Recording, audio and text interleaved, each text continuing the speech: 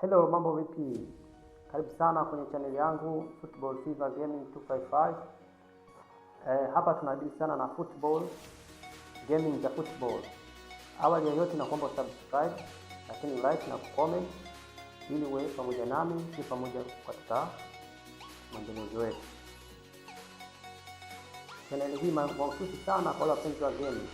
Kuna watu wanapenda sana kuchallenge online na watu wengine kwenye game hasa za mpira. Kwa karibu sana tuwe pamoja. Nikiwa kama ni beginner, ninaanzisha account hii, lengo ni kujifunza na kuwa legendary katika football gaming. Kwa wale ambao beginner mwenzangu, hebu subscribe hapo chini ili mradi tuwe wote, ili nitakapokuwa na upload video na wewe unapata kidogo kujifunza mawili matatu. Hata wewe legendary, subscribe. Sababu mimi sasa ni beginner lakini nakuja huko uliko wewe.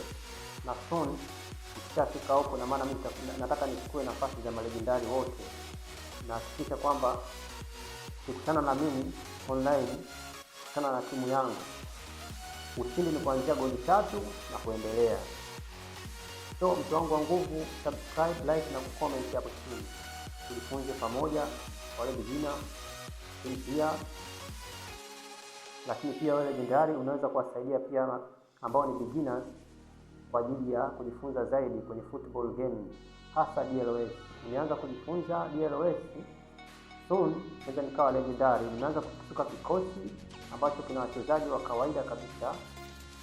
Kama unavyoona first 11 yangu ina wachezaji wa kawaida kabisa, wachezaji ambao ni wa kiwango cha chini, kwa sababu ndio naanza, lakini naamini nitakuwa na uwezo wa kuja kununua wachezaji wa ghali kabisa akina Mbappe na wachezaji wengine ambao wako juu kwenye thamani. Kama nilivyosema mwanzo, hii ni safari yangu ambayo nimeanza kucheza game, lakini kama unataka kushuhudia maendeleo yangu lakini pia kujifunza pamoja nami, make sure umelike hii video, umecomment mawazo yako, na zaidi ya yote, yani nitafurahi sana kama utakuwa umesubscribe. Bonyeza hapo alama ya subscribe, then twende pamoja, au sio mtango wangu? Hii hapa ni timu yangu ya kwanza katika Dream Soka, ambayo ukiangalia kabisa unaona wachezaji wake wengi ni wa viwango vya chini. Kuna 53, 61, lakini na mchezaji wangu tegemezi kabisa, Kai Havertz. Hii mchezaji namtegemea sana kwenye upatikaji wa mabao, na mara nyingi sana katika mechi nyingi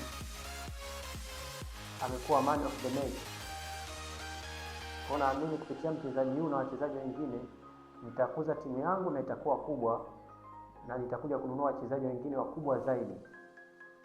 Kwa maoni na ushauri, subscribe, lakini comment chini hapo uniambie kikosi changu na kionaji ambacho ndo kinaanza ni dhaifu sana, na je nifanyeje ili kukuza